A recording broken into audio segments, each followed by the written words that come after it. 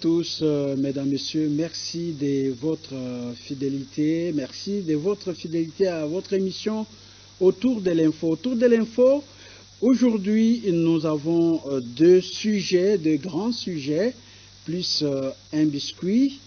Autour de l'info, nous allons évoquer également le dialogue national inclusif, cette fois-ci pour évoquer le soutien du Congrès américain au plan de la CENCO-ECC. Et puis nous allons analyser, critiquer et commenter les éloges du président Donald Trump au président de la République, Félix-Antoine Tshisekedi Tshilombo. Et comme biscuit, nous allons évoquer la démolition du quartier Pakadjouma dans la commune de Limete. Quelles sont les retombées et comment cette situation va-t-il vraiment se dérouler? Nous allons en discuter avec nos invités qui sont déjà sur ce plateau. D'abord à ma droite, c'est Héritier Ekoto. Héritier Ekoto est porte-parole du Front Anti-Dialogue et il est aussi porte-parole du parti politique Congo Positif dirigé par Dieudonné Kishi. Bonjour Héritier. Bonjour Monsieur Gustave. Merci d'avoir accepté notre invitation. Merci pour l'invitation. Bonjour à mes co-débatteurs. Merci. À sa droite, c'est M. Jaïn Talou. Jaïn Talou est chercheur et environnementaliste. Il est aussi géographe. Bonjour M. Jaïn. Bonjour M. Gustave. Merci d'avoir accepté notre invitation. Je suis là. À ma gauche, Christian Mambou, économiste et analyste politique. Bonjour, Monsieur Christian. Bonjour, Monsieur Gustave. Merci d'avoir accepté notre invitation. Merci beaucoup. Merci.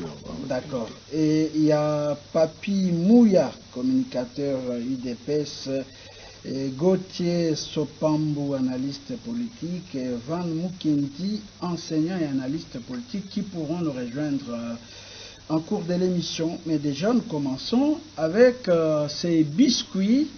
C'est cette démolition qui fait parler d'elle, la démolition du quartier Pakadjouma dans la commune de Limete, un quartier renommé dans des choses un peu bizarres, mais un quartier qui était donc installé sur les rails. Et donc le gouvernement provincial de la ville de Kinshasa a pris la décision de pouvoir démolir pour pouvoir rétablir les chemins de fer.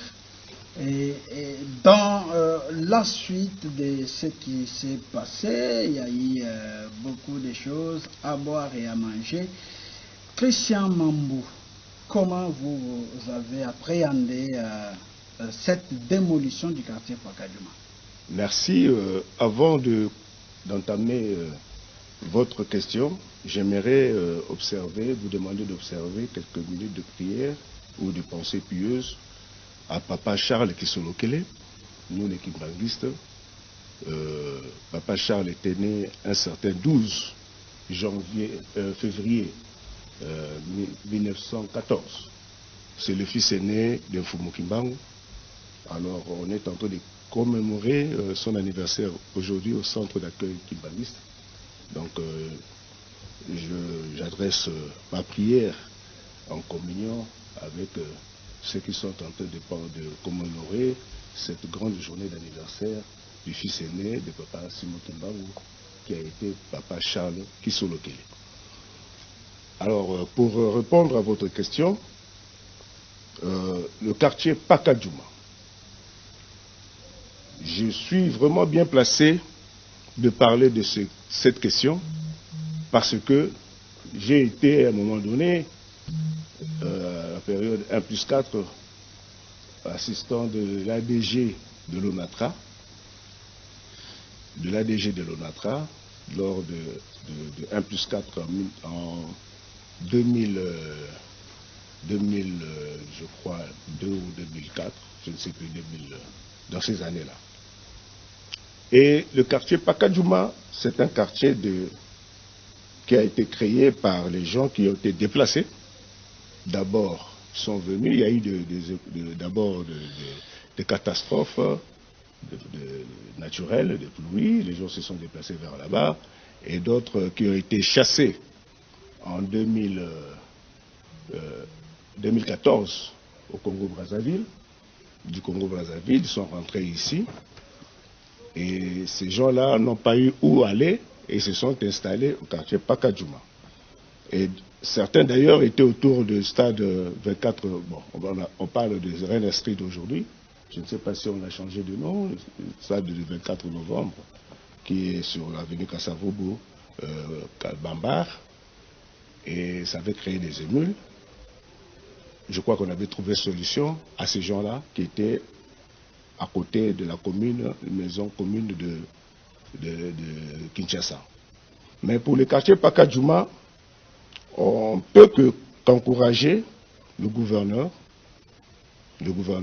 parce que moi-même, coordonnateur de l'ancien gouverneur, le prédécesseur de ce gouverneur ici, coordonnateur du bureau d'études, nous avons eu déjà discuté sur ce cas-là à l'hôtel de ville avec Gentilin Gobila. Et ça ne pouvait pas que se suffire aux moins nantis. Parce que le quartier Pakadjouma, il y a une précarité, les maisons qui sont construites là-bas, qui ont été démolies aujourd'hui, ce sont des maisons de moins nantis. Ce sont des maisons précaires. On parle de constructions anarchiques. Oui, anarchiques et précaires. Mais il y a des constructions anarchiques et en matériaux durables. Sokopao 1, Sokopao 2, Sokopao 3. Tout ce coin-là, ça fait partie du patrimoine foncier de l'ONATRA.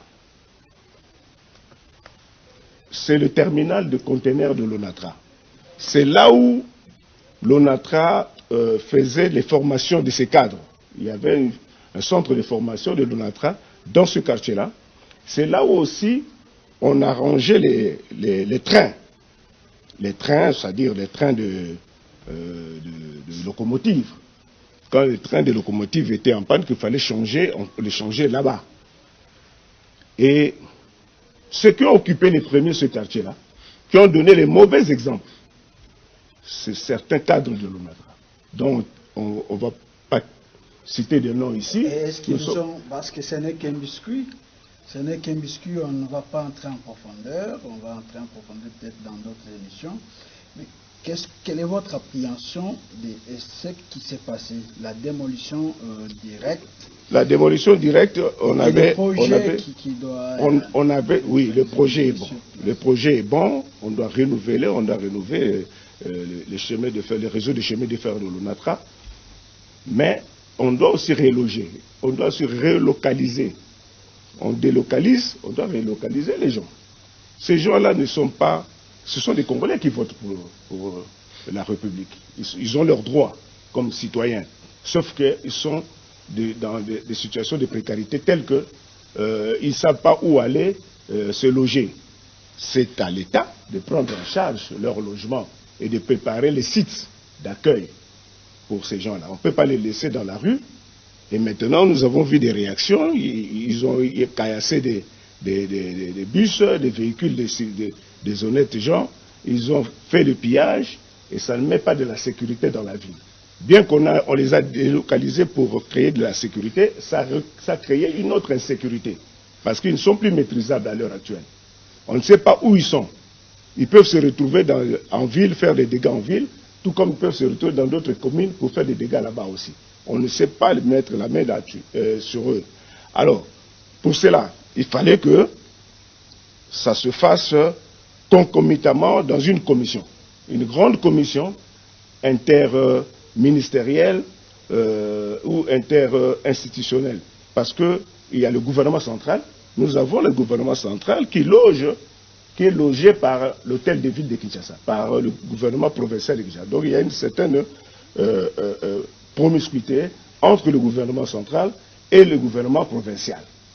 Alors, quand la ville de Kinshasa est touchée dans une certaine mesure à des insécurités, ça va directement avec incidence sur le gouvernement central. Donc, je pense qu'il devait y avoir une commission ad hoc pour pouvoir voir les conséquences de cette délocalisation et de pouvoir les reloger quelque part. D'accord. Merci, Christian.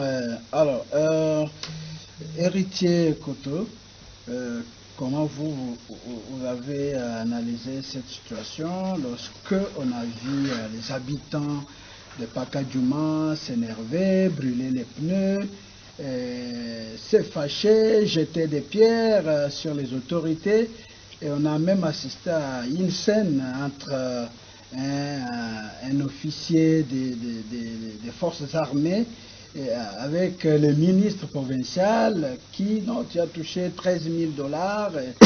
Comment vous analysez la situation? Merci pour la question, M. Gustave. Je note que l'opération de démolition du quartier Pacadjouma vise un seul objectif, remettre de l'ordre et remettre l'État dans ses droits. Il est de notoriété publique que c'est une propriété foncière de l'ONATRA. À partir de ce moment, il n'y a plus discussion. Maintenant, comme l'a dit mon co-débatteur, l'État en tant que responsable peut penser à comment reloger tous ceux qui ont été déguerpis de ce site-là qui appartient à l'ONATRA. Mais il faut dire que pour nous, les passants, pour nous qui empruntons cette route-là de poids lourds, c'est un ouf de soulagement parce que vous savez que Pacadjouma traîne une très mauvaise réputation. C'est une zone de non-droit, on y trouve tout le monde, de voleurs et vraiment un spectacle difficile à décrire sur ces plateaux.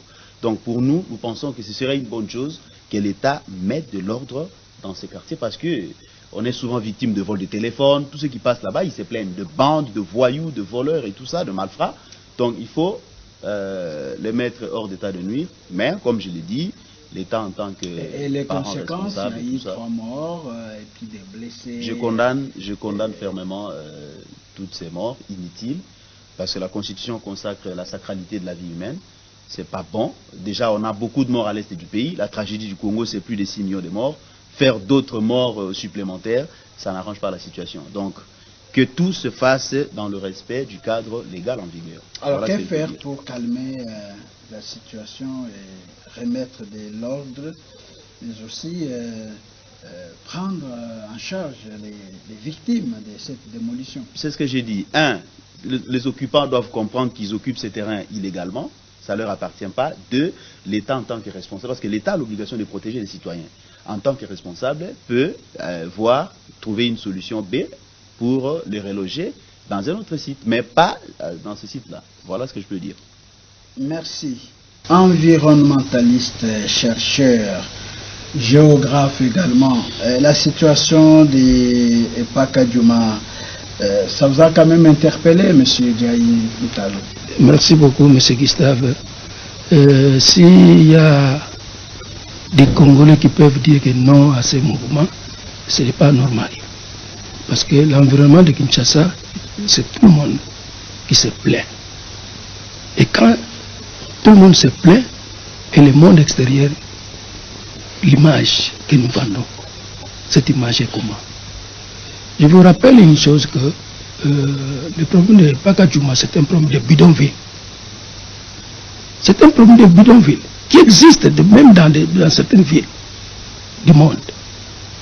Non loin d'ici de la RTNC 1, il y avait un quartier aussi qu'on appelait, je ne sais pas comment, j'ai oublié, un quartier comme ça. C'était une bidonville en pleine ville de Kinshasa, derrière la RTNC. Donc, derrière la RTNC, vous ne pouviez pas passer. Si vous osez passer, c'est un problème. On vous ravait même les habits. Donc, Pacadjouma n'existait pas. Comme l'a dit M. Christian. M. Christian l'a bien dit. Cet espace-là est bel et bien pour l'ONATRA. Et ce n'était pas habité comme ça. C'était un espace vide. Et je me rappelle encore quand j'étais en premier graduat. Nous faisions parfois le pied de la première rue vers Kingaboa pour aller voir. Moi je partais vers là où on fabriquait des piles Revac au fin fond là-bas, vers le grand monde. Nous partons à pied sans problème. Mais à un certain moment, les problèmes ont commencé à surgir vers grand monde. Grand monde vers Iveco, je pense. Là où il était Iveco, oui. la compagnie Fiat. Fiat, oui. Et ça a émergé le long des rails. Et même quand le temps passait, il y avait toujours des mouvements suspects qui s'est passé là-bas. Et tout ça au vu et aussi de l'autorité. Aujourd'hui, ça a donné ce que nous subissons aujourd'hui, ce que nous déplorons. On pensait que les gens se sont installés d'eux-mêmes. Illégalement. Il y a des services de l'État qui les ont installés. Je vais vous dire une chose. C'est parmi les quartiers qui ont formé les Koulouna de la ville de Kinshasa et de l'insécurité.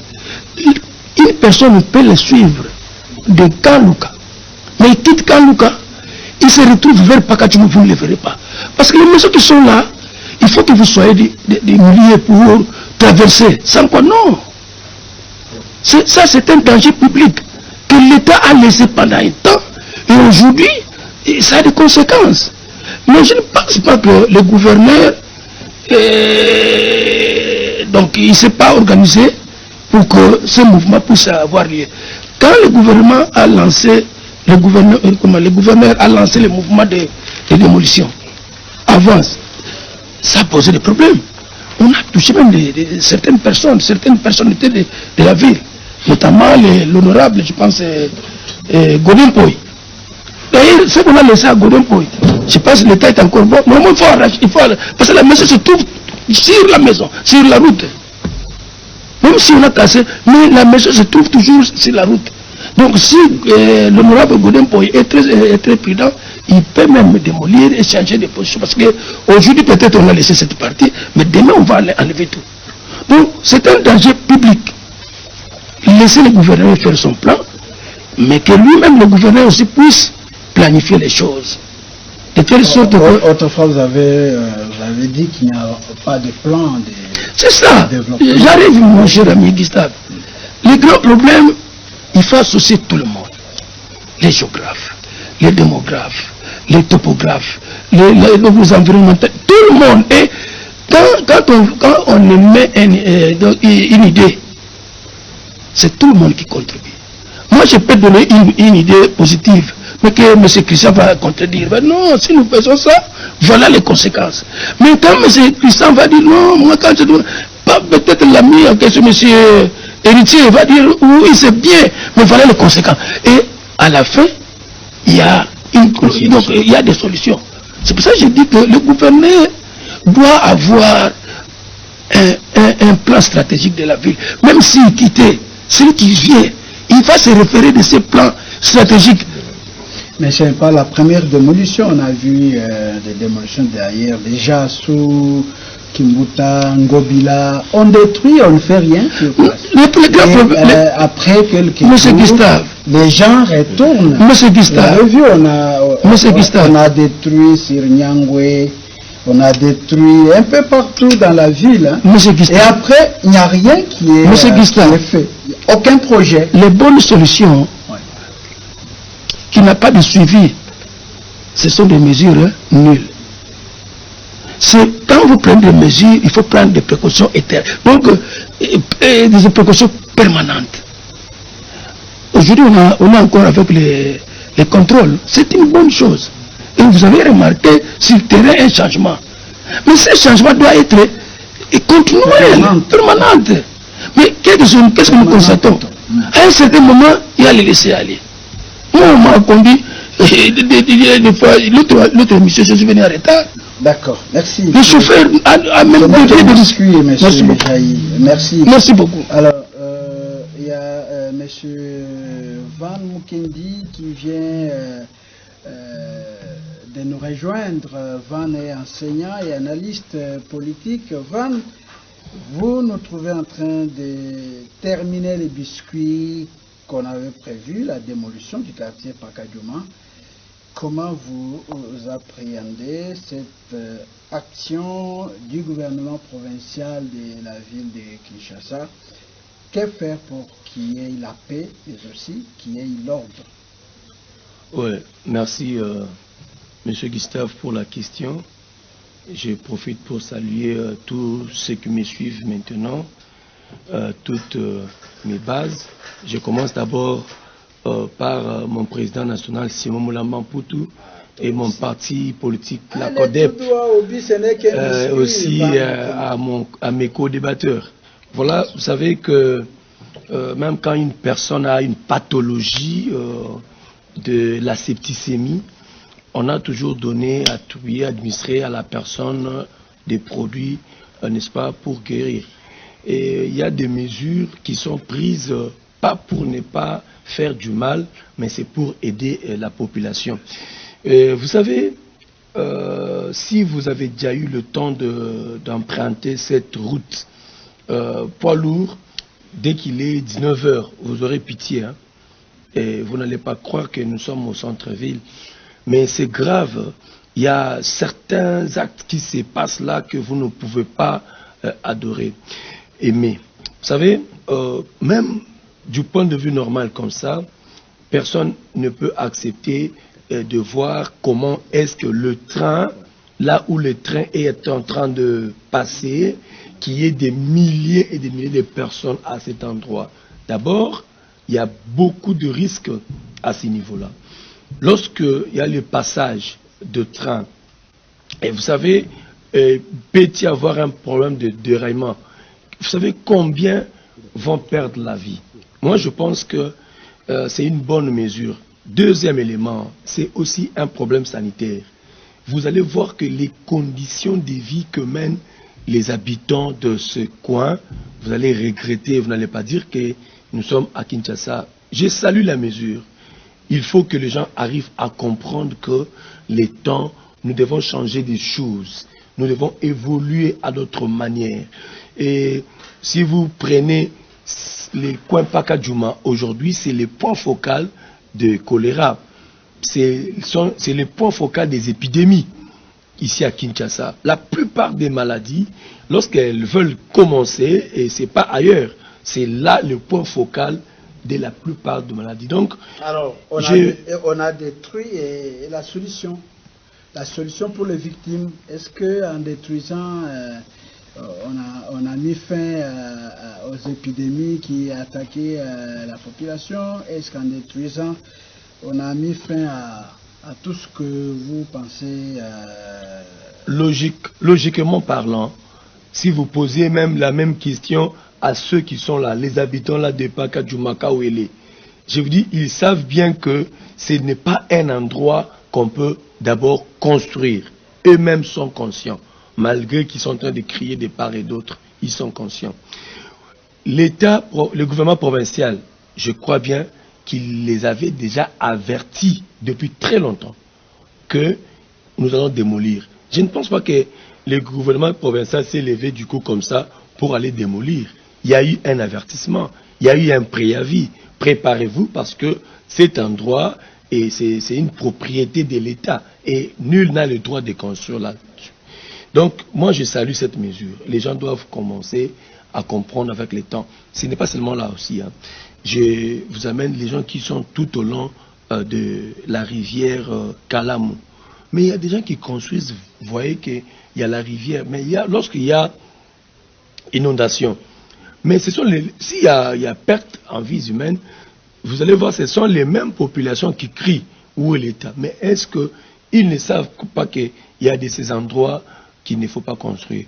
Allez sous d'autres cieux, vous allez constater que même pour construire, raison pour laquelle j'ai aimé l'idée de mon co-débatteur qui disait qu'il faut faire appel, n'est-ce pas, aux géologues, aux environnementalistes, tout le monde. Enfin, on doit réunir toutes les couches pour faire l'étude. Vous savez, dans d'autres pays, quand vous y allez, pour construire l'immeuble, pour construire une maison quelconque, il y a des conditions que le gouvernement donne pour que cela soit réel et effectif. Donc ici à Kinshasa, nous commençons toujours à avoir tout ce qu'on dit, ben, c'est normal. Quelqu'un peut aller manger vers la toilette, quelqu'un peut aller manger à la douche, tout ça, on trouve ça normal. Mais lorsqu'il y a un problème, là ça revient à l'État. Moi je pense que c'est une piqûre de la quinine qu'on donne à certaines personnes souffrant de la pathologie du paludisme. C'est normal. Quand on donne la piqûre, ça fait mal, mais c'est pour guérir, ce n'est pas pour tuer. Merci, merci Van Mukendi. Alors, nous abordons ce sujet. Nous commençons d'abord par ces éloges du président Donald Trump au président de la République, Félix-Antoine Tshisekedi. Vous avez suivi lorsque le président a pris part aux prières qui se font chaque année aux États-Unis. Vous avez suivi des éloges avec des accolades, des encouragements. Je ne sais pas, est-ce que ces éloges peuvent être compris comme la fin de la guerre, comme l'avènement de la paix, comme la victoire sur les rebelles, les Rwandais? Est-ce que ça peut être encore en quelque sorte une frustration de Kagame? Voilà autant de questions. Je ne sais pas comment vous allez analyser ou critiquer ou faire des commentaires. Je commence avec vous, héritier Ekoto. Merci pour la parole, Monsieur Gustave. Vous savez, le président de la République a reçu mandat du peuple congolais pour répondre à tous les besoins de ce peuple. Et donc, dans sa manière de gouverner, il a deux stratégies. Soit de faire du Congo une puissance par ce qu'on appelle le hard power, la puissance dure, la force militaire, soit par le soft power, la puissance par l'influence, par la diplomatie. Et là, visiblement, on est en train de vivre, je ne dirais pas l'âge d'or, mais une page de l'histoire quand même satisfaisante lorsqu'on voit du haut du bureau ovale ou du territoire américain, le président des États-Unis, Donald Trump, pour ne pas le citer, reconnaître le travail qu'abat le chef de l'État. Pour nous, c'est un bon satisfecit, mais nous voulons que tout ceci se concrétise dans les faits. Et dans les faits, c'est quoi? C'est que les populations de l'Est du pays vivent enfin dans la paix et dans la quiétude, qui s'adonnent à leurs activités journalières sans bruit de bottes. Donc voilà ce que je peux dire à ces sujets pour le moment. D'accord avec Donald Trump, vous pensez que ce n'est pas de la poudre aux yeux, ou vous êtes, il y a de la sincérité dans ces éloges-là? Vous savez, comme je l'ai toujours dit, les relations internationales, ce n'est pas le monde de bisounours, hein, où on prêche l'amour, la paix, la charité, le pardon. Non, c'est un monde d'intérêt. Donc, c'est à nous de tirer profit de ce rapprochement américano-congolais. Donc, c'est à nous de travailler pour avoir des dividendes vraiment sur terrain. Voyez-vous, je sais qu'il s'appelle Trump. Je ne sais pas si Trump nous trompe, mais ça va se vérifier sur terrain si, effectivement, les Américains sont prêts à nous accompagner pour qu'enfin nous puissions vivre en paix. Vous savez, depuis tout ce temps, le Rwanda a été vanté pour sa diplomatie. Mais en réalité, c'était une diplomatie bâtie sur le mensonge. Et le président Tshisekedi, à travers tous ses déplacements à l'extérieur, est en train de démonter petit à petit la stratégie diplomatique du Rwanda. Il avait des tentacules ou des métastases au niveau de l'Occident, tous ces lobbies. Nous pensons que le président de la République a frappé là où il fallait pour essayer un peu de couper le cordon ombilical. Je vous rappelle que ce qui se passe à l'Est, c'est une entreprise, j'allais dire une mafia économico-financière. Il n'y a pas que le Rwanda, il y a aussi ces acteurs invisibles, ces acteurs de l'ombre, qui sont des sociétés multinationales, qui sont de grands lobbies aux États-Unis et partout ailleurs. Et donc, si le président Tshisekedi, par sa diplomatie, arrive à mettre le doigt là où il faut, c'est un motif de fierté pour nous et d'encouragement. D'accord. Van Mukendi, vous avez suivi les éloges du président Trump sur le président Félix-Antoine Tshisekedi. Comment vous critiquez ça? Vraiment, je suis vraiment gâté. Et les Congolais qui me suivent aujourd'hui, ils savent que depuis très longtemps, j'étais en train de féliciter, n'est-ce pas, la diplomatie agissante du président de la République, fils du pays. Vous savez, ces éloges vont d'abord nous permettre, nous Congolais, de retrouver notre joie. Et surtout ceux-là qui ont voté en 2023 massivement, comme nous autres, les présidents de la République. Les éloges du président américain étaient d'abord, comment je peux dire, c'était d'abord caché. C'était dans une chambre. Aujourd'hui, c'est tout le monde entier a compris que non, les sorties, les voies médiatiques, les voies diplomatiques, disons, du président de la République ont donné un plus aux Congolais. Aujourd'hui, cela prouve que nous tendons à la fin de la guerre qui était occasionnée par le Rwanda. Aujourd'hui, même le Rwanda a peur de la RDC. Pour nous, Congolais, nous devons maintenant nous mobiliser pour réfléchir sur l'avenir de notre pays. C'est une occasion pour nous de prendre conscience. C'est une période de la prise de conscience à tous les Congolais pour que chacun de nous puisse savoir, parce que Trump a un mandat. Et nous devons savoir que nous devons gagner, chercher à maintenir notre paix pendant ces mandats de Trump, que ce qui a été pillé dans notre pays, ce qui a été détruit dans notre pays, qu'on puisse, n'est-ce pas, profiter du temps pour rebâtir cela. Alors, que dites-vous de ceux qui pensent que c'est de la poudre aux yeux?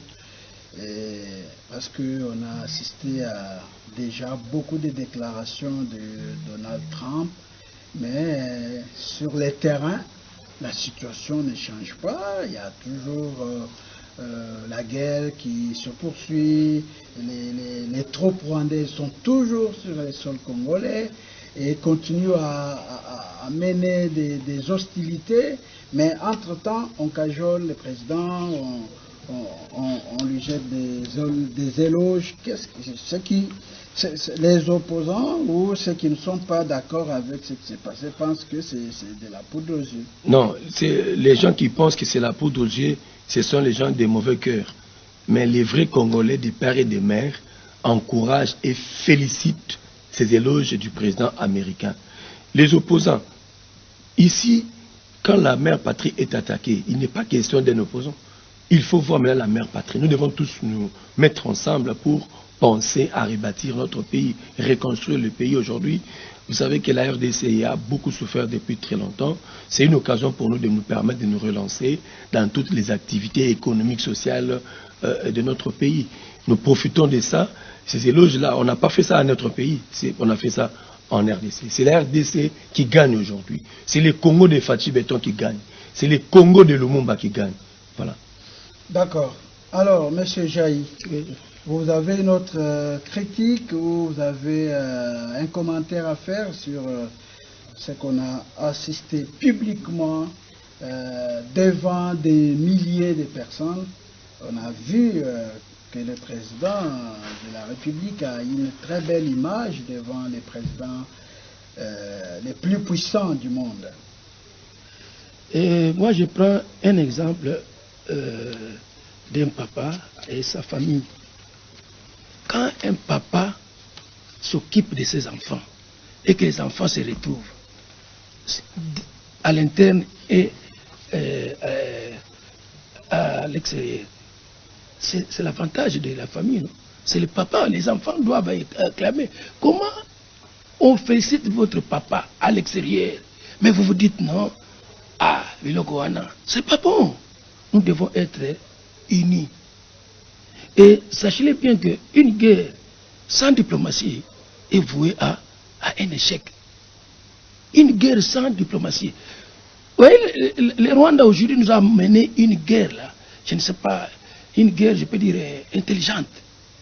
Mais que la diplomatie a essayé d'émerger, d'entrer et voir quelle est la cible. Et c'est un risque que le président a eu. Et aujourd'hui, ces risques-là commencent à nous amener maintenant les éléments positifs. Partout, regardez tous les sommets que nous assistons. La RDC passe. Chaque sommet, les sommets qui étaient en Afrique là-bas, les autres pays ont essayé de... Non, c'est la RDC. Nous sommes, même l'équipe ici, notre équipe, de Léopard. Vous avez vu ce qui s'est passé. Bien que nous avons été éliminés. Mais vous avez vu les conséquences avec notre fameux Lumumba. Le CAF, ou la CAF a sollicité que M. Lumumba aille. Lumumba dit non, je suis allé pour la nation. Ça, c'est notre nation. On n'a pas une autre nation. Nous devons nous mettre autour d'une table pour que nous puissions découvrir. Nous sommes devant une colonisation qu'on n'arrive pas à comprendre. Et cette colonisation date de longtemps. Et nous devons fournir un effort. Le fait d'avoir le président Tshisekedi, nous devons nous en féliciter. Qui de ces présidents a levé les tons? Mais est-ce qu'on peut s'attendre à la victoire avec ces éloges du président? La victoire est déjà là. Vouloir ou pas. On a loué, on a apprécié, on a encouragé. Mais sur le terrain, les choses ne bougent pas encore. Monsieur Gustave, les Rwandais est toujours sur les sols congolais. Vous vous rappelez du pouvoir du maréchal Mobutu? Comment il est parti? Lui-même a dit qu'on m'a poignardé. Mais il était toujours là. Mobutu Tika, il ne voulait pas. Il était toujours là. En conséquence, il est parti. C'est la même chose aussi pour le Rwanda. Les choses ont tourné. On a déjà tourné la page. Là, quand on tourne la page, ça ne veut pas dire qu'on efface tout directement. Non. On enlève lentement. Chez nous, il y a un adage qui dit que quand vous voulez prendre cette larve jaune-là, qu'on appelle un possé, s'il est déjà dans l'arbre, dans le palmier, il ne faut pas le tirer. Si vous le tirez, il va se couper, c'est fini, vous ne prenez pas. Qu'est-ce qu'on fait? On fait entrer lentement les doigts jusqu'à atteindre la tête. Quand vous éteignez la tête de cette larve-là, qu'est-ce que vous constatez? Il va sortir d'elle-même. C'est ce qu'on est en train de faire. On a dit au président, la guerre. Non, il faut, non. Mais il y a une autre, la guerre est là. Mais nous luttons de façon intelligente. On attaque, mais tout en gardant un peu le souffle. Et les éloges, qu'est-ce qu'ils vont... Mais c'est normal. Une équipe qui marque. Conséquence, c'est gagner. Nous sommes déjà dans la victoire. Comment nous pouvons, nous-mêmes les Congolais, moi c'est ma nation. Moi c'est ma nation. Moi je ne vois pas les présidents, mais moi je vois ma nation qu'on est en train de défendre pour que je sois libre et dire non à un ennemi. Mais comment l'ennemi vous pénètre dans la maison, vous le laissez, il vous saccage vous le laissez, vous dites non, il faut négocier avec cet ennemi. Non, on ne négocie pas comme ça. On ne négocie pas comme ça. On les met d'abord à l'état de nuire, hors l'état de nuire, et après, on va voir dans quelle mesure nous pouvons nous mettre autour d'une table. Voilà un peu ma position. D'accord, merci monsieur Jaï. Monsieur Christian, est-ce que nous pouvons croire à la sincérité du président américain en louant, en jetant des fleurs sur le président de la République, Félix Tshisekedi? Lors de la campagne américaine, j'avais appelé à nos frères afro-descendants solennellement de voter pour Trump. Et je savais pourquoi j'avais fait cet appel pathétique à nos frères afro-descendants. Ceux qui sont encore dans les réseaux sociaux peuvent le retrouver dans les Facebook, dans les pages de Facebook. J'avais lancé un appel jusqu'aux États-Unis. J'ai mobilisé les Américains, les afro-descendants de voter pour Trump. Parce que je savais quel était le nœud du problème. Le nœud du problème de la RDC est parti des démocrates américains et anglais. Je peux les citer, ce sont des hommes publics. C'est parti de Bill Clinton et de Tony Blair. C'est parti de là. Bill Clinton, pour arriver au pouvoir, il a été soutenu par un groupe financier américain qu'on appelle le groupe M5, le groupe American Mineral Field. le groupe HEC Quatuor, la banque HEC Quatuor. Je le cite. J'ai eu Linda Tchalker, la baronne Linda Tchalker. Je l'ai eu dans mon bureau quand j'étais conseiller du ministre du Commerce et de l'Industrie au premier gouvernement de Joseph Kabila, Madame Hélène Mateibo, notre ambassadeur aujourd'hui aux États-Unis. Elle était en mission. Le vice-ministre, le défunt Patrice Ezati, voyant tout ce qui s'est passé à Ituri chez lui, à partir de ces grandes multinationales qui tiennent même le PLZ, le PLC, qu'on a appelé, c'est le groupe Unilever. Il n'a pas voulu assister à cette audience-là de la baronne Linda Tchalker avec l'ambassadeur de la Grande-Bretagne qui était venu en visite dans notre cabinet et il m'avait envoyé les recevoir. Je les avais reçus et j'ai discuté avec eux. J'ai compris que la déstabilisation de l'Est venait des démocrates du monde occidental. Et que la première fois quand Trump est arrivé au pouvoir, moi j'étais à l'Assemblée nationale comme chef du cabinet, nous tous nous étions en train de blaguer avec nos collègues, avec nos présidents, et tout ça là. Et moi je m'étais mis en tenue des Américains. Il y a eu même un de mes collègues qui a failli me tenir au collet. Comment je peux me mettre en Américain parce que Trump a gagné. Je lui ai dit, ce Trump-là, c'est lui qui sera la solution de la RDC. Deuxième mandat de Trump, cette fois-ci, nous sommes en train de trouver petit à petit les issues pour sortir de ce guêpier que nous avons été enfoncés par les démocrates internationaux.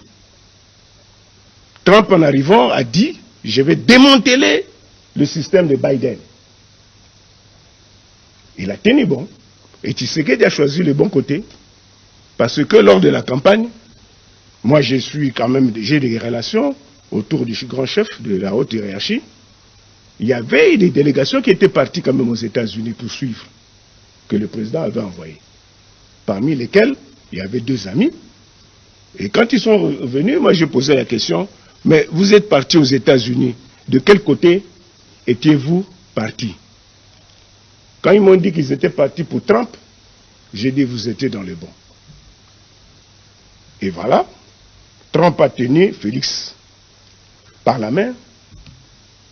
Il a défié les Français. Souvenez-vous, le président de la France, comment il s'appelle? Celui qui est venu boire ici à Bandal.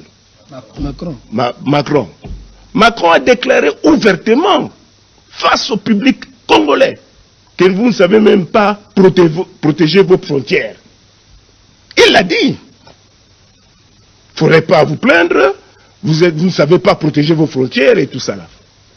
Aujourd'hui, après Davos, Macron invite Tshisekedi à Paris. Il invite Tshisekedi, il change de camp. Moi j'ai étudié en France, hein. J'ai étudié en Belgique et j'ai étudié en France. Donc, je n'ai pas de complexe vis-à-vis de ces gens-là. Nous sommes au niveau des éloges. Non, je suis en train de parler pour atterrir. Il faut toujours avoir une historique. Les éloges, c'est bien. Ça peut être des éloges de faciès, comme vous l'avez dit. Des éloges factices. Mais moi, je dis que ce sont des vrais éloges. Ah. Donc, quand Trump embrasse Fachi et qu'il fait des éloges, il sait qu'il y a des avancées. Et nous allons avoir les grands changements dans ce pays ici. Nous aurons des grands changements, nous allons les vivre, pour ceux qui seront encore vivants, d'ici peu. Vous avez parlé de Pakadjouma. Ce Pakadjouma-là va disparaître, on va faire un grand hub là. Un grand hub d'affaires. Là, à partir de Cabinda, nous prendrons Willery jusqu'au fleuve. Le marché de, comment on appelle ça, Zigida, oui. On va l'enlever de là, on va le moderniser. Ce sera comme la défense, là. Donc l'aéroport de Ndolo, avec les camps Ndolo, tout ça, ça constituera un coin, un hub économique comme la défense. où tous les miniers auront leur building là-bas, auront leur représentation là-bas. Nous ne pouvons pas accepter aujourd'hui que les miniers viennent prendre de la richesse chez nous et qui n'aient même pas de pieds à terre ici chez nous, des pignons sur rue ici. Alors, Donald Trump, lorsqu'il participait à une réunion du G20, en répondant à une question d'une journaliste, il a dit la guerre entre le Rwanda et la RDC est finie, j'ai terminé la guerre. Mais la guerre n'est pas finie. Mais vous savez, il y a toujours de petits coins où on ne maîtrise pas. Vous savez que quand vous regardez bon, je ne veux pas rentrer dans les stratégies militaires, mais je vous le dis que la guerre est terminée. Mais maintenant, il y a des escarmouches par-ci, par-là. Non, ce n'est pas le fanatisme. C'est un expert qui vous... La guerre est terminée, le temps d'aplanir. Non, mais mon cher ami, ce n'est pas comme avec un coup de sifflet de la récréation, où on dit que fini, la guerre est terminée, les enfants rentrent dans la classe. Non. Ça ne se passe pas comme ça, quand même. Il y a quand même des résistances par-ci, par-là. Qu'est-ce que votre optimisme? Moi, ce qui signifie mon optimisme, c'est que d'abord, Kagame a compris avec ses mentors. Ils ont compris que le temps n'est plus de leur côté. Et que, aujourd'hui, je vous le dis très sincèrement, parce que vous êtes sceptique, vous ne voulez pas. Je ne peux que vous administrer la pilule que vous pouvez avaler. Moi, je dis ceci, je ne peux que vous... et dire aux troupes rwandaises de quitter les sols congolais. Mais mon cher ami, je viens de dire que ce n'est pas dans une cour de récréation où le professeur ou le maître siffle et tous les enfants se rangent. Mais c'est petit à petit, vous allez voir les changements qui vont s'opérer dans notre pays ici. Il y aura plus... Mais pourquoi les gens sont au portillon du dialogue? Tous les opposants sont aux États-Unis à l'heure actuelle. Tous les opposants là, qui claironnaient là, sont au portillon des États-Unis pour chercher à entrer au dialogue. Je peux vous livrer certaines indiscrétions.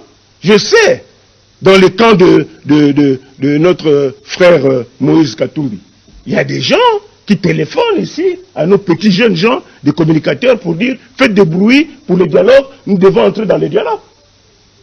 Mais au départ, ils disaient qu'ils venaient de fenestrer Tshisekedi, non? Ils avaient dit qu'ils allaient, on allait passer par la dernière fois, vous m'avez dit, il y aurait l'escalade.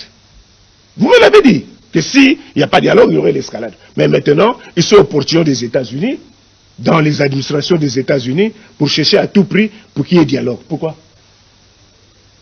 La peur a changé de camp. Et donc, nous félicitons. Nous félicitons. La guerre est finie. Moi, j'espère et je prends acte. Je prends acte que la guerre est finie.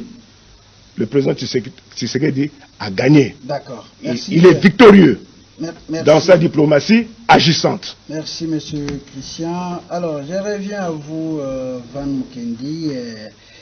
Le dialogue national inclusif, donc nous abordons le deuxième sujet. J'ai lu dans la presse, média Congo.net, qui parlait à titre que les congrès américains soutiennent le plan du dialogue tel que présenté par la CENCO et l'ECC.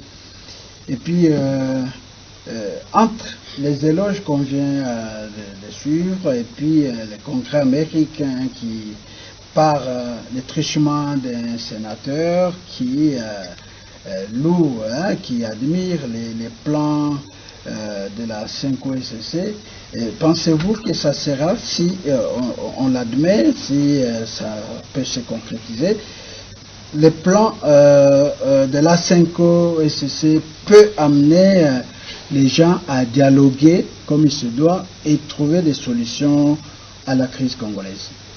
Oui, merci. Mais déjà, à mon humble avis, le plan CENCO-ECC ne va pas passer. À mon humble avis. Pourquoi? Quand on a commencé à lutter contre le Rwanda, les Congolais n'ont pas senti les religieux prendre cette affaire en main en tant que Congolais. Qu'est-ce qu'on cherchait, nous les Congolais? On avait besoin au départ de voir la Senko d'abord commencer par condamner le Rwanda. Mais au départ, la Senko, les CC n'ont pas pu, n'est-ce pas, dénoncer les actes, les idées nocives de M. Kagame. Ça, c'est déjà un problème. Est-ce que la population va accepter de voir les religieux au sein, organiser les dialogues? Moi, je ne crois pas. Vous savez, je vais rappeler ceux qui me suivent. Vous ne croyez pas, mais ils sont neutres. Ils sont neutres, non, ici, c'est pas question d'être neutre. D'abord, la population voulait voir d'abord, est-ce qu'au départ, ils ont pu condamner les actes, ils ont pu condamner le Rwanda. Est-ce que vous avez suivi Monseigneur Cholet qui... Je l'ai suivi. Ah, mais il dit qu'on a condamné à plusieurs reprises. Non, où? Qu'on nous montre, qu'on nous prouve là où ils ont condamné le Rwanda. Ça, j'arrive. Vous savez que ici, il faut aller au dialogue. Comme certaines personnes chantent dialogue, oui, on n'a pas refusé le dialogue. Là où il y a des gens, des individus, il y a toujours moyen de se réunir, parler à l'intérêt de la nation. Mais ici, il faut savoir quelque chose d'important. On va dialoguer avec qui? Non, premièrement, les gens qui ont tué nos frères, nos sœurs, nos mamans, nos papas à l'Est. Ceux qui ont touché des armes. Ceux qui ont fait pleurer la nation. Non. Dans un premier temps, s'il faut aller au dialogue, les gens, tous ceux qui ont tué, ils doivent d'abord passer par la justice. Oui, on accepte le dialogue avec eux, mais la première étape, qu'ils acceptent d'abord d'être jugés. Même à l'église, tu ne peux pas venir comme ça, non? Moi, je vais me repentir aujourd'hui. Non. C'est-à-dire, il faut passer par la confession. Non, j'avais mal fait. C'est pas quelqu'un qui se réveille matin, midi, non. Moi aussi, je vais aller de l'autre camp pour qu'on m'appelle au dialogue. Ça ne peut pas passer. Les dialogues, d'abord, a quel intérêt pour nous?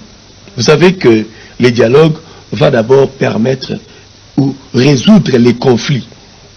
C'est-à-dire trouver des solutions aux désaccords, prendre des décisions, n'est-ce pas, arriver à des choix collectifs et ces choix qui sont légitimes, renforcer la démocratie, n'est-ce pas? C'est ça l'importance d'un dialogue, définir l'intérêt général de servir les biens communs de la population. Donc vous êtes déjà d'accord avec la tenue du dialogue? La tenue du dialogue, oui, mais avec qui? Quels sont les composants de ces dialogues? Avec les partis en conflit? Non. Je pense que avant qu'on aille d'abord à ces points-là, il faut que chacun soit jugé. Tu as tué, tu dois passer par la justice. C'est un préalable que toi tu poses. Oui, les préalables. Mais vous savez, c'est pas facile de voir quelqu'un comme Nanga venir assister au dialogue. Il dit non, mais non, là même la police sera à côté. La population va s'en charger de Nanga.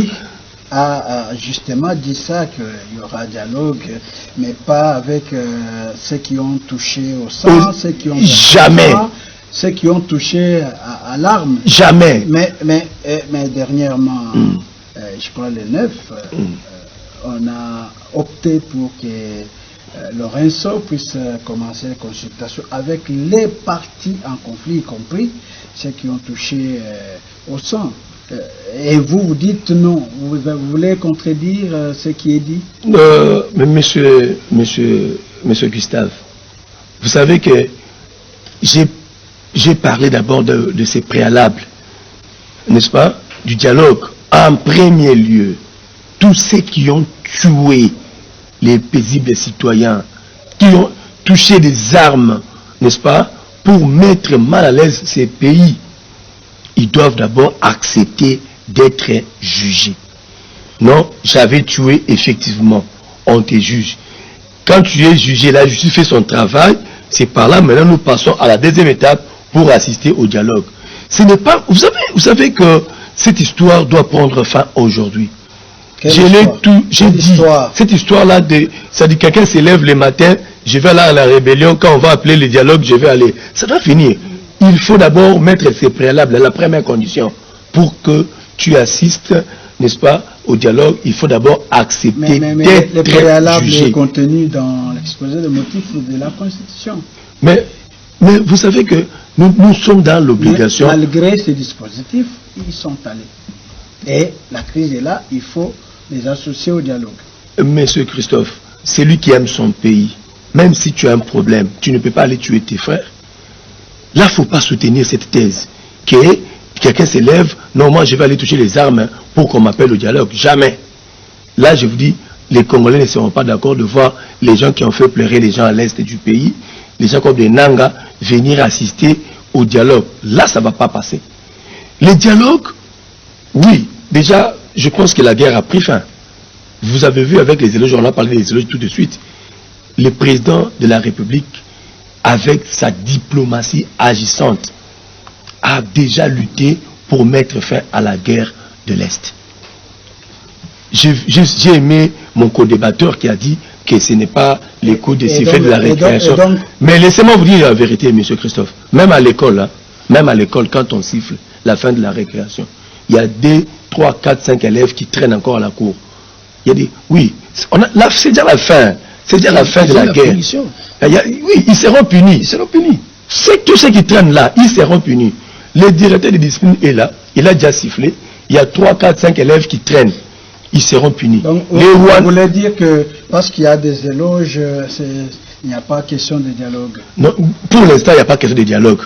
Pour l'instant, moi, je ne soutiens pas les schémas du dialogue. S'il faut aller au dialogue... Vous êtes en train de vous contredire. Non, je ne me contredis pas, cher frère. Vous avez donné l'importance du dialogue. J'ai donné l'importance... Vous dites non. Non, j'ai dit ceci. Non, j'ai dit ceci. On est d'accord au dialogue. Parce que j'ai donné la quintessence de faire le dialogue avec les Congolais. Mais j'ai insisté ici qu'on ne peut pas aller au dialogue avec ceux qui ont tué, ceux qui ont fait pleurer les Congolais à l'est du pays. C'est d'abord ça le préalable. Pourquoi j'ai soutenu l'idée des éloges? J'ai dit parce que déjà la guerre est à la fin.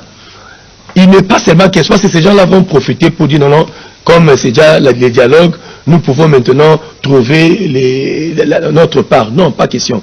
C'est ainsi que j'ai insisté que avant qu'on aille au dialogue, la toute première condition, c'est que tous ceux qui ont tué, tous ceux qui ont trahi les Congos, ils doivent d'abord passer par la justice. Merci Van Mukendi.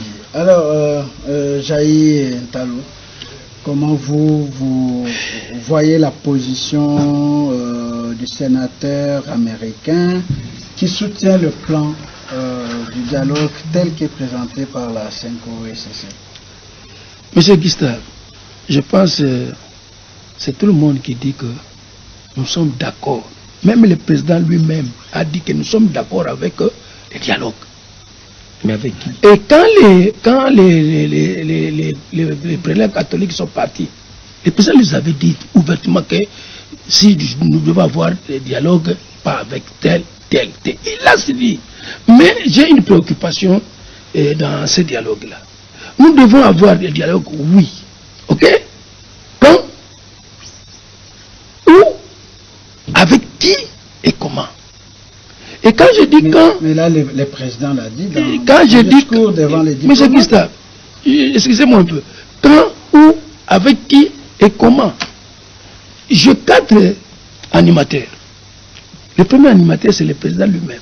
Quand il a pointé au prélève catholique, il a dit ouvertement, j'accepte le dialogue, mais pas tel.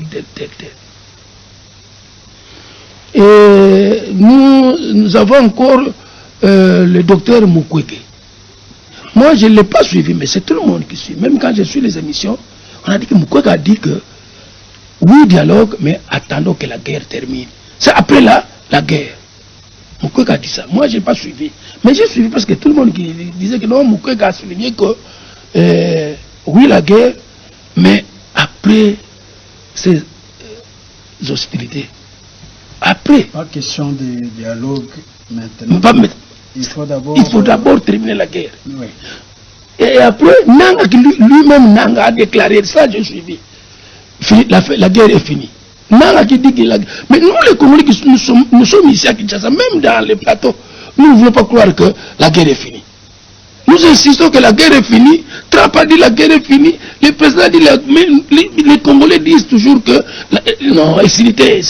Oui, mais Nanga qui dit, Nanga lui-même Nanga dit, qui disait que non, avant, nous devons aller jusqu'à Kinshasa. Mais nous étions surpris de voir Nanga qui dit la guerre est finie. Ah non, les gens maintenant ont commencé à dire non, Nanga, la guerre n'est pas finie, il faut continuer. Il faut continuer pour que vous puissiez vivre. Donc, voilà un peu. Et puis, M. Mukendi, vous-même, M. Gustave, la Constitution nous dit quoi? Tous ceux qui prennent le pouvoir avec les armes, ou bien qui ont touché aux armes, ils sont d'office exclus. Mais comment la Constitution que vous soutenez, que cette Constitution qui nous rend malades, mes chers amis, cette Constitution nous rend malades. Mais dans cette constitution, tout n'est pas mauvais. Parce que nous l'utilisons. Mais cette constitution nous dit que tout citoyen qui va vers les armes, il est d'office écarté. Mais vous partez encore, oh non. Mais vous êtes dans la course. Dans les dialogues, vous n'êtes pas là. La constitution, déjà, quand on lit seulement cette constitution, vous dit que vous avez touché aux armes, oui ou non? Oui. D'office, vous êtes écarté. Même nous qui sommes dans dans les résultats des étudiants, quand vous avez triché, quelle est la cote? C'est 0. Comment vous avez la cote 0? Vous avez triché, oui ou non? Oui. Au banc, sur le banc de l'école, il y a une étudiant qui avale des papiers. Il y a l'aval même des signes. Et tout ça, on laisse. Non. Les catholiques, moi, j'ai commencé ma vie chrétienne avec l'église catholique. Je pense, si j'ai bonne mémoire, je peux fouiller, j'ai encore la carte de mon baptême. Mais il y a certaines choses qui se passent là-bas, c'est ça qui a fait que moi je quitte l'église catholique. Alors, c'est pas bon quand vous trouvez qu'il y a la constitution que vous dites que non, il ne faut pas toucher à la constitution. Mais cette constitution vous interdit de dire que il ne faut pas toucher aux armes. Mais vous partez encore supplier pour ces gens-là. Non! Mes chers amis, ou bien vous voulez jouer de qui? Ou bien vous n'êtes pas des Congolais. On a une seule nation. L'unique nation, c'est la RDC. On a seulement une seule nation, c'est la RDC. Celui qui ne lutte pas pour la liberté de la RDC, il n'est pas Congolais. Ça, je vous l'ai dit. Qu'est-ce que vous avez contre les plans 5 et ceci? Moi, je ne suis pas d'accord avec les plans. Parce que si... Qu'est-ce que vous critiquez donc? Moi, dans ces plans, ils ont commencé très mal. Vous savez, les catholiques, depuis longtemps, en tout cas, ils soutiennent toujours les gouvernements dans les démarches et tout ça. Quand on a tué la première vague là, quand les chrétiens ont marché, moi, je faisais partie de ces lots. Mais moi, j'étais de l'autre côté, vers Le Pen. Vous comprenez? C'était à Le Pen, quand on a tué déjà quelque part, on nous a dit, vous rentrez, et nous sommes rentrés. Mais moi, ma famille ne savait pas que j'étais dans ces lots-là. Pour lutter. Là, en tout cas, c'était au vu aussi. Vous avez contre les plans. Je montre maintenant comment les catholiques ont. Donc là, je suis d'accord. Mais ce qui se passe c'est un problème des intérêts. Vous êtes d'accord avec ça? Moi, je ne suis pas d'accord avec ce qu'eux présentent maintenant. Oui. Parce que aujourd'hui, c'est un... Vous ne voulez pas qu'ils soient je vous donne... Parce qu'eux souhaitent être médiateurs. Vous savez les fables de La Fontaine. C'était un récit allégorique dont les personnages sont les animaux, n'est-ce pas? Mais il dit quoi? Ce sont des leçons. Ce sont des leçons africaines. Quand le corbeau dit devant, les renards devant le corbeau était sur l'arbre avec sa proie. Il mangeait là. Les renards ne savaient pas comment je dois prendre cette proie. Il commence à faire les éloges. Oh le corbeau, que vous êtes joli, que vous me semblez bon. Maintenant, le Corbeau, avec cette joie-là, il a ouvert son bec jusqu'à faire tomber la foi et les renards est parti. C'est ce problème-là qui est chez les catholiques. Ils ont perdu une proie. Et ce sont ils ont perdu une proie. Ils sont des corbeaux. Non, ce sont des renards. Des renards. Aujourd'hui, ce sont des renards parce qu'ils ont. Les corbeaux, c'est qui? Les corbeaux. Mais c'est à vous après. Je vous le dis. C'est l'histoire. Bon, merci. Alors, c'est la proie qu'ils ont perdue. Héritier Okofo, vous avez suivi Van, vous avez suivi Djaï. Ils sont d'accord avec l'organisation du dialogue, mais pas avec les criminels, ceux qui ont tué. Et vous, vous êtes les porte-parole du front anti-dialogue. Donc vous ne voulez même pas qu'on parle du dialogue, mais le président de la République a dit qu'il y aura dialogue. Quelle est votre position? Merci beaucoup. Nous sommes le front anti-dialogue. Et je voudrais vraiment qu'on m'écoute très bien. Nous sommes le front anti-dialogue. Alors, le président de la République, vous parlez de lui, il a évoqué le dialogue au conditionnel. Il dit si il y aura dialogue. Donc il faut prendre ce discours-là au conditionnel, parce qu'il lui-même l'a dit. Maintenant, pourquoi nous sommes contre le schéma du duo Senko-ECC? Parce que c'est un schéma qui fait l'apologie de la rébellion, qui fait l'apologie de l'agression rwandaise. Comment ce schéma fait l'apologie de la rébellion? Mais dans leur feuille de route, il est prévu une composante opposition armée, ce qui est un concept anticonstitutionnel. La Constitution, M. Gustave, n'a prévu que le mécanisme démocratique pour la conquête du pouvoir. D'où vient l'opposition armée? C'est un concept anticonstitutionnel. Deux, mais ce projet, ce schéma du duo Senko-ECC est un schéma chimérique qui ne va pas se réaliser. Dans ce plan, dans ce schéma, ils disent il faut organiser des prières des jeunes. Et vous êtes un journaliste de renom. De mémoire de journaliste, connaissez-vous un pays au monde qui a eu la paix par les prières et les jeûnes? Même Israël qui est le pays de Jésus. Mais chaque fois qu'il est provoqué, il se bat, il se défend. D'où vient que vous voulez faire comprendre? En fait, l'illusion c'est quoi? C'est de croire qu'on peut faire entendre raison à Paul Kagame en évoquant le principe de morale et de philosophie. Non. Les relations internationales, les amont en cours. C'est ça les relations internationales. Les amont en cours, les amont à béton. Et nous disons au front anti-dialogue que ceux qui réclament, ceux qui exigent le dialogue à corps et à cri, ils n'ont pas compris les enjeux à la fois géopolitiques, géostratégiques, géophysiques et même géoéconomiques de cette guerre. Comment voulez-vous qu'une guerre qui a fait maintenant 30 ans puisse prendre fin par une solution aussi conjoncturelle et même cosmétique qu'on appelle dialogue? Donc vous n'êtes pas d'accord avec la diplomatie ajustante qui produit des fruits? Vous avez vu qu'on a... Non. Les troupes rwandaises ont quitté... Non. Je vais en arriver... Sans que... Je vais en arriver aux solutions. J'étais en train de dénoncer ce que je veux dire, l'illusion de ceux qui invoquent le dialogue comme solution pour une affaire qui date de 30 ans. Ça veut dire, ils n'ont pas compris les enjeux géopolitiques, ils n'ont pas compris les enjeux géostratégiques, géoéconomiques et même géophysiques. Et même quand Paul Kagame reconnaît publiquement qu'il veut les terres du Congo, ceux qui réclament le dialogue ferment, ils bouchent les oreilles, ils ne veulent pas écouter.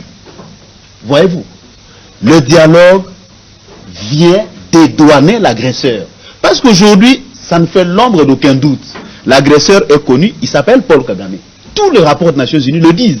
Mais voici que des Congolais se réunissent pour dire non, nous voulons le dialogue pour mettre fin à la guerre. Mais de quelle manière? Qu'on nous explique de quelle manière. On parle de la guerre, on parle de la gouvernance à l'interne. C'est ainsi que les opposants, presque la totalité, réclament la tenue du dialogue. Monsieur Face Gustave, à ces réclamations des opposants, Monsieur Gustave, on doit faire fi. Monsieur Gustave, si l'opposition estime qu'il y a mauvaise gouvernance, mais c'est une bonne chose pour l'opposition, elle a de thèmes de campagne électorale pour dire au peuple congolais, voici ces gens que vous avez élus, ils n'ont pas été à la hauteur, donnez-nous la chance, nous nous présentons comme une alternative. C'est aussi simple que ça.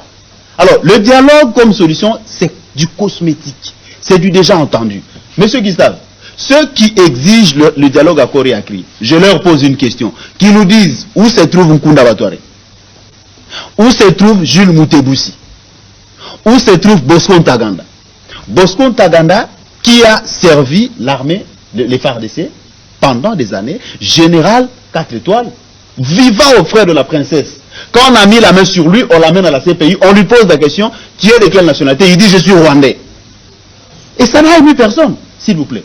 Ou alors, nous voulons ceci et nous voulons cela, ou nous voulons d'une chose et de son contraire en même temps. Le dialogue n'est rien, et je ne cesse jamais de le dire.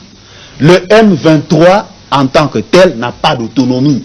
Le M23 n'a pas de contenu, le M23 n'a pas de substance. Le M23, c'est le cheval de Troie du Rwanda. C'est ce qu'il faut comprendre. Le Rwanda a mis en place ce qu'on appelle M23 pour infiltrer le Congo.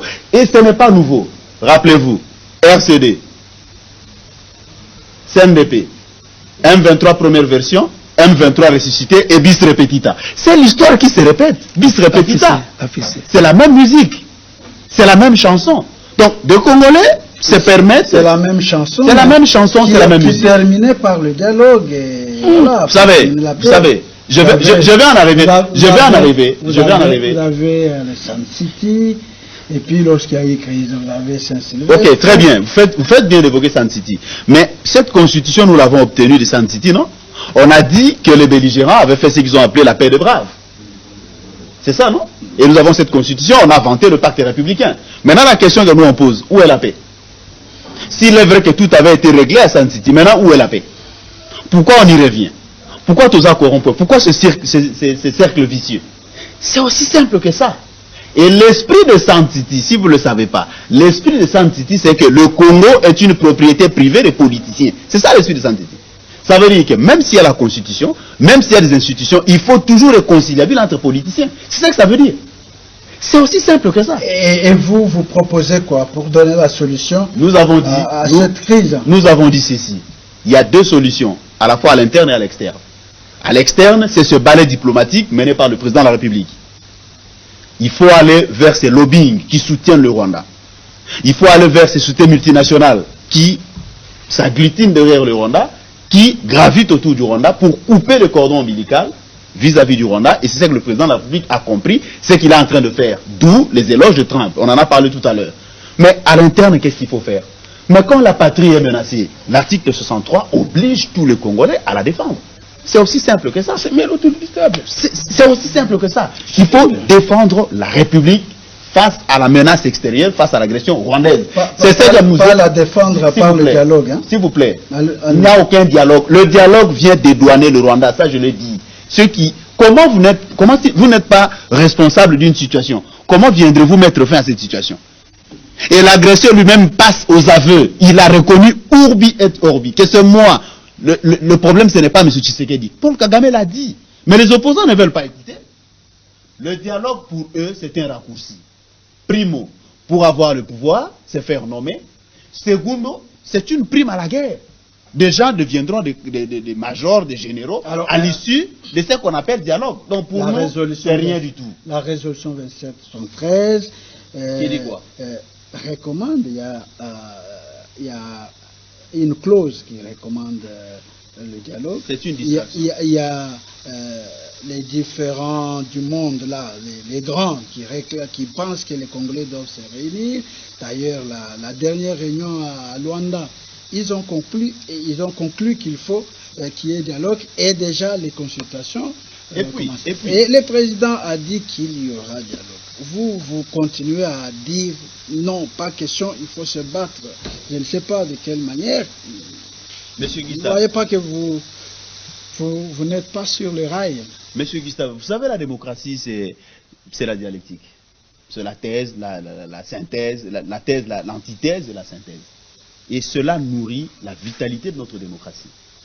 Mais j'ai l'impression, ou nous au Front Anti-Dialogue, nous avons l'impression que le duo Senko et CC se comporte comme une structure supranationale, au-dessus des institutions. La Senko et les CC n'ont pas été élus par les Congolais pour parler au nom du peuple congolais. C'est le président Tshisekedi.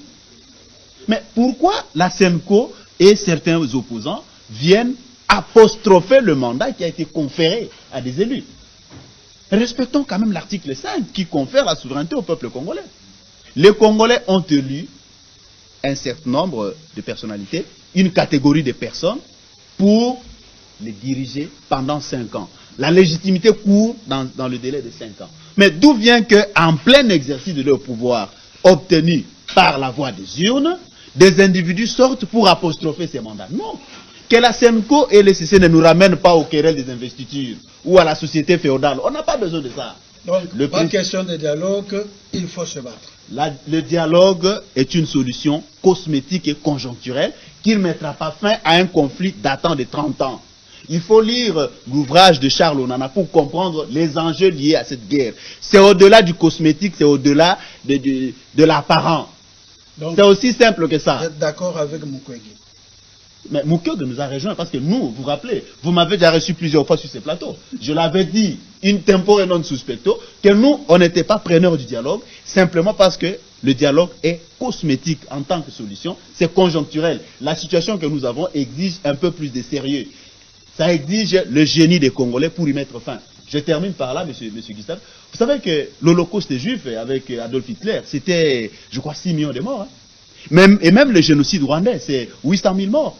Alors, vous pensez que tous ces morts, tous ces Congolais qui sont décédés, la tragédie du Congo, c'est rien, ce sont des citoyens de seconde zone qui sont morts et on ne peut pas s'occuper d'eux. Non, nous sommes des êtres humains comme tous les autres et nous méritons la même attention. C'est pourquoi nous avons dit, dès le début, et à l'introduction de cette émission, nous ne voulons plus de morts. Les Congolais sont morts. Nous sommes sur le sol de nos ancêtres. Nous devons en jouir. C'est tout. Que les opposants préparent les élections, qu'ils arrêtent d'apostropher le mandat du peuple. C'est tout. D'accord. Merci. Monsieur Christian, on termine avec vous. Vous avez suivi les autres et surtout, héritier qui est en anti-dialogue, mais vous, comme vous défendez l'union sacrée, vous défendez l'UDPS, le président Tshisekedi aussi.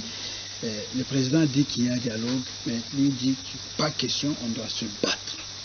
Vous êtes de quel côté? Mon frère Gustave, je vais vous surprendre. Je vais entamer une démarche de réflexion par analogie et par absurde. Je commence par les analogies. En 2011, Kabila a transgressé cette constitution en faisant une révision sur taille où il pouvait révoquer le gouverneur des provinces qui revoque peut nommer aussi par le principe des actes contraires. Il a créé un hybridisme entre... Hybridisme, ça signifie? Voilà, en génétique, il y a des facteurs, des gènes, qui viennent des allèles, comme il vient de dire. Des allèles qui sont des fois récessifs ou qui sont dominants. Caractère récessif. De caractère récessif ou caractère dominant. Et ici, c'est des gènes, donc en biologie, ou des facteurs qu'il a créés entre les deux façons de nommer les gouverneurs. La Constitution, le Constitution a dit, les gouverneurs sont élus par les députés provinciaux. Et les députés provinciaux sont élus en suffrage direct, c'est-à-dire la souveraineté du peuple. Première phase, F1. F1 d'hybridisme. De Mandel. De l'allèle. Et lui vient, il dit, moi aussi je peux nommer les gouverneurs. Et je peux aussi les révoquer. F2. Vous comprenez? Et ça crée ce qu'on appelle le monstre. Parce qu'il n'y a rien qui va descendre au-dessus de l'autre. Il a transgressé la loi, la Constitution. Il a extirpé le pouvoir du souverain primaire qui est le peuple. Là, vous parlez de Kabila. Kabila, 2011, pendant qu'il est en train de transgresser la loi. Donc, la Constitution. Quel est le rapport avec ça? Je suis en train d'arriver, j'ai dit je vais faire une analyse par analogie et par absurde. Laissez-moi avancer. Allez-y, parce que Alors, non, parce que vous avez accordé aux autres le temps. Donnez-moi 5 minutes, je vous resterai le temps qui restera. D'accord. En entrecoupant, vous voulez couper nos raisonnements, mais vous n'en arriverez pas parce que je suis un habitué. Donc, alors, en 2011, il a créé ce divinisme, il a transgressé la Constitution. Premièrement. En 2016, il a encore transgressé la Constitution, qui dit que le mandat du chef de l'État est de 5 ans, une fois renouvelable. De son propre chef, il est passé de 5 ans à 7 ans.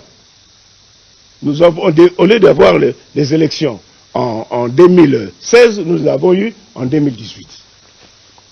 En 2018, son administration organise les élections.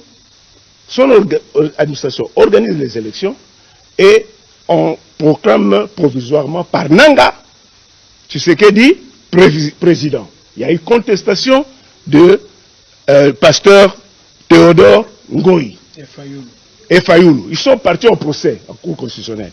La Cour constitutionnelle a validé et a pris un arrêt inattaquable. Vous comprenez ça? Président de la République, Tshisekedi.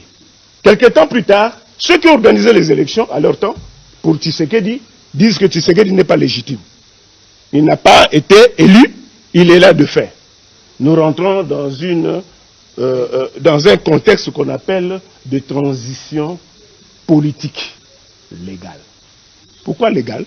Parce que la Constitution a validé le mandat de Tshisekedi, mais ceux qui organisaient ont créé le doute dans les chefs des populations et de l'opinion tant nationale qu'internationale que Tshisekedi n'a jamais été élu président. D'où ils ont pris les armes pour venir défenestrer Félix Tshisekedi. Nous rentrons dans une transition. Alors, voilà maintenant le préalable. Donc nous sommes transition. Si je vous comprends. Voilà le préalable. Nous avons commencé cette transition depuis 2011. Lorsqu'il a transgressé pour la première fois, il a pris le pouvoir du peuple pour pouvoir s'octroyer le pouvoir de nommer les gouverneurs. Et nous nous sommes tus, nous n'avons pas compris. Et la loi dit que lorsqu'il y a une telle violation, on retombe dans la transition. Mais je vous dis, quand on n'a pas respecté la Constitution, qui est la loi mère. Non. Mais oui, mais il n'y a plus de... Attendez, je suis en train de vous... Je vous parle de fait. Hein? Je vous parle de fait. Vous voulez que je vous dise quoi? Cette Constitution ici... Attendez, oh là là. Je vous dis, oui, je suis en train... Laissez-moi définir ce que j'attends par transition légale. Je suis en train de vous parler d'une transition politique légale. Parce que le président de la République a été le président, il a été validé à la Cour constitutionnelle qui est inattaquable. Mais eux, ils revendiquent avec leurs armes qu'ils ont pris, ils revendiquent que nous allions au dialogue. Dans quelle constitution il a été prévu? Vous voyez qu'on a sabordé. Attendez d'abord. Non. Les élections actuelles ont été organisées par le pouvoir de Félix. Mais je vous dis que on n'attaque pas les élections actuelles, on attaque la genèse. On dit que Tshisekedi n'a jamais été président élu. Donc, le 2023, on ne s'occupe pas. Nous sommes dans un processus de transition parce qu'ils ne sont pas d'accord avec même les élections de 2018. Qui a donné pouvoir pendant que Tshisekedi n'avait pas organisé les élections. Ils ont dit que Tshisekedi n'était pas élu. C'est comme ça que nous rentrons dans ce dialogue. Il ne faut pas escamoter les choses. Nous sommes en train d'entrer dans le dialogue parce qu'il y a contestation de la légitimité du président Félix Tshisekedi. Et maintenant, le président Félix Tshisekedi dit, d'accord, vous avez dit ça, mais nous pourrons aller au dialogue. Et moi, je donne comme préalable, condition sine qua non. Il faudrait que les débatteurs comprennent que nous sommes dans un cadre de transition politique légale. Et à ce moment-là, pourront prendre part au dialogue tout citoyen qui n'a pas été condamné. Parce qu'ici, nous avons deux pouvoirs qui se juxtaposent. Le pouvoir exécutif qui décide que nous allons avoir un dialogue. Le président, c'est le pouvoir exécutif. Le pouvoir judiciaire a condamné. Il a condamné, il y a des condamnés qui ne peuvent pas prendre part au dialogue. Donc, si nous disons politiquement que nous pouvons accepter que ces gens-là entrent au dialogue, ça veut dire que nous escamotons nous bafouons la décision du pouvoir judiciaire. Ce qu'ils ont comme recours, Vous pouvez conclure parce que... je suis en train d'arriver. Ce qu'ils ont simplement comme recours, là je les aide, hein, parce que je vois en eux, ils n'ont pas de stratège politique. Ils peuvent faire une requête, pour réhabilitation, comme l'a fait, nous les Kimbagis, nous avons fait pour Papa Simon Kimbangu le 11 juillet 2011. Tout simplement. Alors, en cela maintenant, je finis, en cela maintenant, le président Tshisekedi, comme il a été contesté, qu'il n'a pas été légitimé, il a le droit de se représenter en 2028, parce que, jusqu'à présent, sa légitimité est sujette à caution, et eux, ils ont pris les armes pour cela. Nous allons demander à ce que le président Tshisekedi se mette sur la course de départ en 2028 pour confirmer sa légitimité ou infirmer sa légitimité. Parce que comme la communauté internationale a donné crédit à ce dialogue, et moi je dis, parce qu'on n'a pas bien parlé, je suis en train de finir, vous m'avez donné... alors, moi je dis, je finis par ceci. Je dis, est-ce que... Oui, on va prendre ça. Pour l'instant, le sénateur américain, je n'ai pas parlé des sénateurs américains. Le temps est fini. Mais oui, mais les sénateurs américains, c'était une motion d'information. C'était une motion d'information qui n'a pas été inscrite dans l'ordre du jour du Congrès, de la plénière du Congrès américain. Donc la motion d'information ne suscite pas débat. C'est une information. Et que l'opposition ne croit pas que, parce qu'il y a eu cette motion d'information, que les Américains sont pour eux et insistent pour qu'il y ait ce dialogue-là. Voilà, je conclue. Merci, M. Christian. L'heure, c'est l'heure. Lorsqu'on vous demande d'arrêter, il faut arrêter. Voilà, on a fini pour aujourd'hui, mesdames, messieurs. Merci à Héritier Koto. Merci à Jaï Ntalou. Merci à Christian Mambou et merci à Van Mukendi. Merci à toute l'équipe technique. Merci à la réalisation. La suite au prochain numéro avec le même plaisir. Au revoir.